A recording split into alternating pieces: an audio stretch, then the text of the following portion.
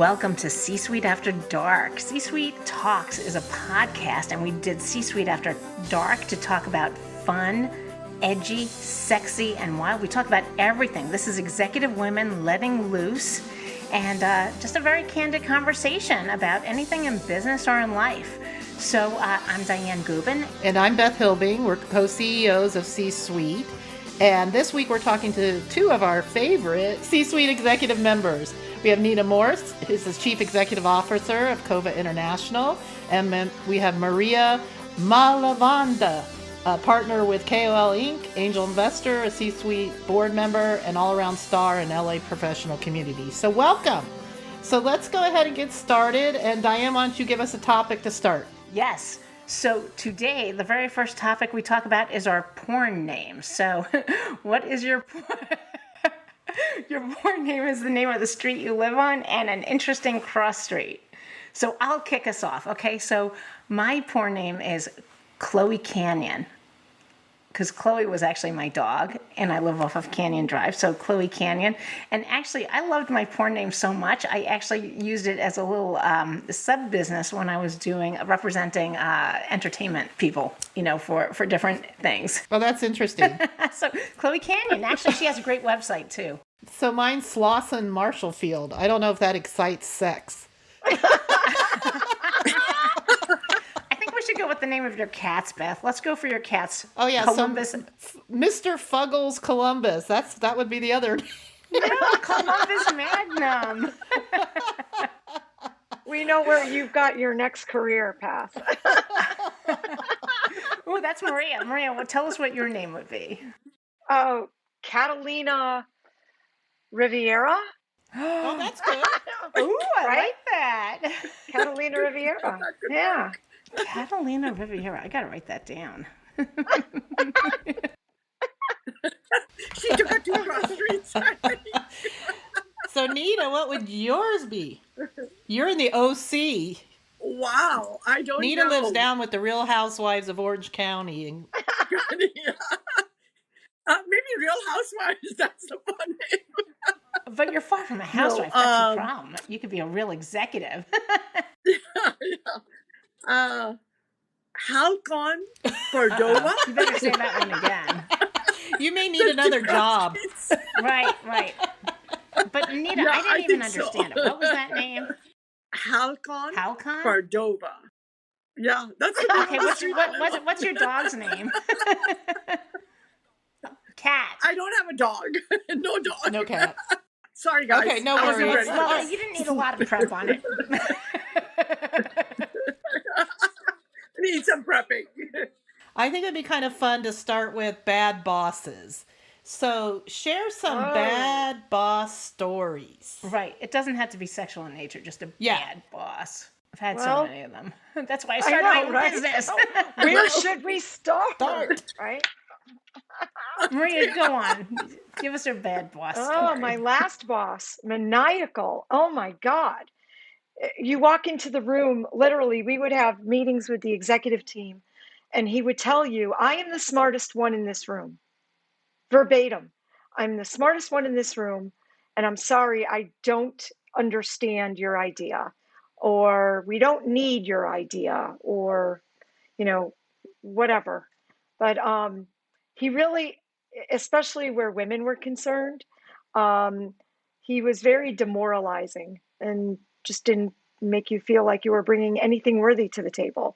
So he lived in Israel, and he was in our office every 6 weeks. So we literally would try to be out of the office, traveling to meet with different partners or what have you. So we didn't have to see him. But yeah, just not a good guy. So, I mean, here's the thing. He was so bad that the board, he owned 51% of the company. The board wanted to remove him and they couldn't. That's how bad he was. That's horrible. Yeah. Wow. I had a boss at the credit union that he was so bad and so mean, and we hated him so much that we actually took his resume and posted it online on job sites. Did he get any calls? I don't know. know. Nita, how about you? I'm sure you've had a few. So my it wasn't my last boss, but two bosses before that. He was so bad. He was brilliant, but he was so bad. I was the only female on the executive team. So when I first came to the executive team and went to the first executive meeting, I'm sitting. Now remember, this is a building products company and all men. They haven't had a woman in the executive team for, I don't know, ever, right? So I'm sitting in the meeting and suddenly everybody takes off their shoes and puts their feet on the table. And the smell was just horrible.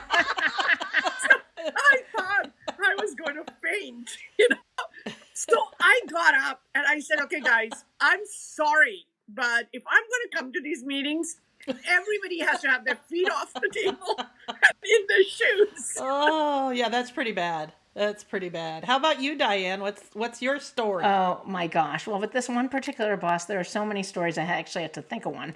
You know what? I think the worst thing was he would yell at people. He'd call people in. So let's say we're having a meeting of the team or part of the team, and there's 10 people in the room, and he'd call in like the tech support person and scream at the person in front of everybody in the room. I mean, just yelling and just verbally abusive, totally not acceptable. Yeah, I think that's pretty much, that is a trait. I think it's kind of in that era of individuals that are going out, right? They're in their 60s or 70s. Yeah, Oh, I don't know about predecessors. that. You don't know about that? Yeah. No. You're seeing it today? No, I'm seeing it today. A gentleman who's 35 years old, Oh, wow. who, because what bosses don't realize is there are message boards all over the place where your employees will actually go and, just put specifics on there. So any prospective employees can try to find that information, and there's a guy who literally he yells like that at all of his employees, makes you feel like you're, worthless, and literally calls you idiot. So, Well, that's horrible. I don't I'm know. sorry to hear that. Yeah, it's I know, horrible to be on the right? receiving Yeah, end. it shouldn't be going on today at all. So let's talk about dating coworkers. Has anyone dated a coworker? I I have. married him. I married mine too. So Really? I I didn't know that. where I Okay, married that's him. great. Yeah. Yeah, I dated a coworker when I was in my 20s, and then we had to work together, and we sat side by side, and when we broke up, Oh he my ended up gosh. leaving because he couldn't take it. I'll bet. Good for you. So do you think that goes on more now or less now? Or it's kind of the same? I would think more now. With all the harassment issues that everybody has to watch that video? Yeah, I think it's more.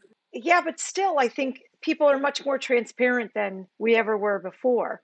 And because think about it, if there was, and I don't know about you, but if a relationship went bad, this happened to coworkers of mine, where somebody, like, she dated her boss and the relationship went bad and he did everything to get rid of her. And you can't, because then sexual harassment, right? You can claim that, or discrimination or whatever.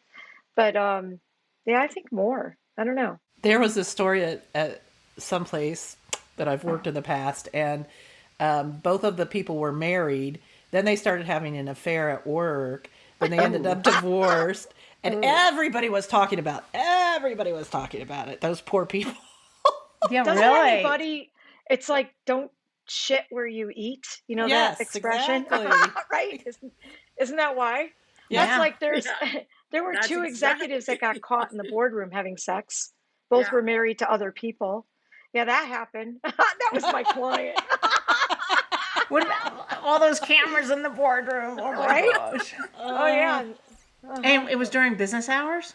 Yes. Oh my god. Hey, you just draw down the curtains, I guess. Wow. I don't know. Maybe that's why you can see the conference rooms now today, in today's day, don't have any, how they used to have the fogged windows or the curtains that would go down? They're all open now. So you can see everything. They had bathrooms in them, all that stuff. Yeah. Yeah. I know I had a girlfriend where her boyfriend broke up with her because he wanted to date the secretary at work, and then he dated the secretary at work, and then she started posting stuff about him at work. Oh. Yeah, it's what Maria said. You have to be very careful with all that. So, yeah, Maria started to go down the path of sexual harassment stories, and every time I hear that, it reminds me of, do you remember that era where everyone was hugging everybody? And Yes. Uh-oh, I still hug everybody. Now I gotta it stop. was like, what, 10 years ago? They were all the guys were hugging you and all this stuff. Oh, yeah. But Yep. let's go around and say kind of what have you experienced? And have you experienced anything lately? Nita, you're on the point. No, I have not experienced in a while. And I think part of it is once you get to the top of the company, you set the standards. So you don't get it the opposite, unless the board members and they're older than dirt. So do you know that? Yeah, that's right. How about you, Maria? Oh, mine were just very representative of an area. So I lived in the heart of Silicon Valley, which a lot of people know about. Startup innovation central for the world. And I was both CEO of my previous company as well as a venture entrepreneur in residence for one of the venture funds out of Silicon Valley. So I was both raising money. So the first story is I was raising money. We got close to securing a round. It was, I'm not going to say his name, but he was with a very, very well known angel group out of Silicon Valley. And he said we needed to meet, and we met at what's the name of the hotel that everybody, it's the Thursday night where they do the key thing. Like, Oh, oh, they, remember? With the Yeah, that bowls. hotel. Yeah. The Rose something. Anyway, he wanted to meet at the hotel. He said we needed to talk about the contract, and we sit down. Now Evan was with me, who's now my husband. Oh, interesting. He and Evan had just asked me to marry him, so I had on my ring. Okay. So Evan gets up and goes to the bathroom. He goes, "What the hell is that on your finger?" And I said, "It's an engagement ring." He goes, "Well, you do realize you're going to have to fuck me before we sign this contract." I'm like, "What?" What? And I looked at him because I'm like, I thought I was too old for that. Are you serious? didn't This you stuff say is still sign the happening? contract and then we can talk about it? And I looked at him and I said, "Wait a minute. Are you being serious?" He goes, "Yeah, I'm serious. You are gonna have to fuck me first." So I literally, I didn't know what to do. So the next morning, I met with one of the other members of the angel group, and I was telling him about the story, and he went off. He called the president of the angel group. I then get a call, and he said, "Maria, I want to talk about this. I want to research this. Should not be going on." Now, this is literally in the throes of Me Too when that all started So heating not up. too long ago. Yeah. No, it was only it was 3 years ago. 3 Okay. years ago? Yeah. And Not too so long ago. he ended Yeah. up having a conversation with this gentleman, and he comes back and he reports to me and he said, "Yeah, he said he has Tourette's." And he can't help himself. I go, "Oh my God, seriously?" I said, "This is definitely an episode that we need to put on, I don't know, Silicon Valley or something." I But can't yeah, even top that. I could never top no, that. can you? I'm like, "Are you effing kidding me?" So New York Magazine actually picked it up, and there was a piece done about it. Okay, And she good. said, "Yeah, it was the craziest story anybody ever." And I'm like, "Yep, totally bold faced." If you know who this person is and you were to go to his Facebook, he's got the C word everywhere, so he really does not respect women. And it is not a Tourette's thing, which I was kind of offended because I've done a lot of work in healthcare and it's a serious condition. But anyway, Yeah, Yeah. it is the serious condition. I would love to have it though. I can take it. So you can say things like, "Yes, Beth." What is it? Happy Gilmore? Is that the one where she has Tourette's? That was funny. My stuff's all been more subtle, like a lot of hugging, a lot of touching, or one time I was asked to go up to the hotel room because the gentleman wanted to pray with me. It's been more that kind of stuff, not you- like what you Did said, it get Maria. spiritual? Yeah.